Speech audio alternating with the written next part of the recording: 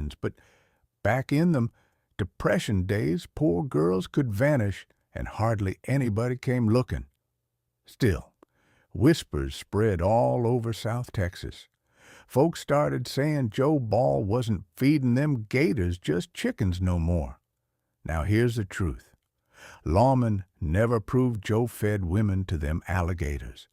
But investigators absolutely believed multiple women tied to Joe Ball had been murdered, and the stories got darker the longer they sat in people's minds.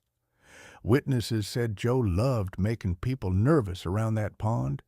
He'd stand there smiling while them reptiles churned the muddy water behind the beer joint like something straight out of hell itself. By 1938, the law finally started closing in on him. A former handyman named Wesley Peden told Texas Rangers that Joe had killed women and dumped bodies near the property. Investigators later uncovered human remains connected to one of the missing women. That little town near Elmendorf went cold with fear. People started wondering just how many girls disappeared after walking through the doors of Joe Ball's beer joint.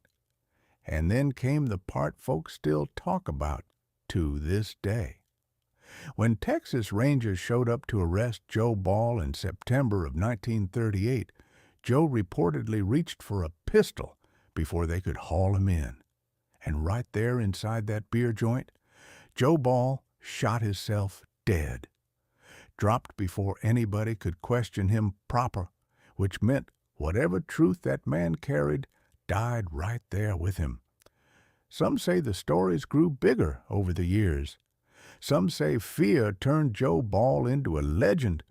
But down in South Texas, folks still remember the tale of the man with the roadside beer joint and the hungry gators waiting out back.